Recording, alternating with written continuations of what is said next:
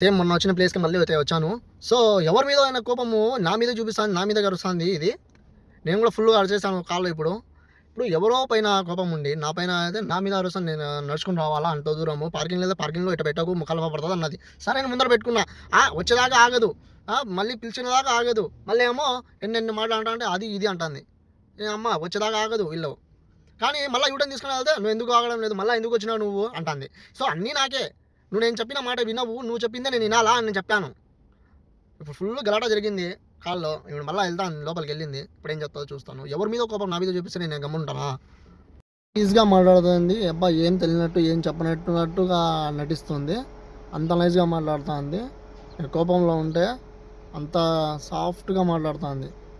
ఎవరో మీద కోపం నా మీద చూపిస్తే ఎట్లా మేము ఒప్పుకుంటామా? వాళ్ళ మీద చూపించుకోవాలా ఏమైనా ఉంటే గనుక. మా మీద చూపిస్తే మేము గమ్మునుంటామా?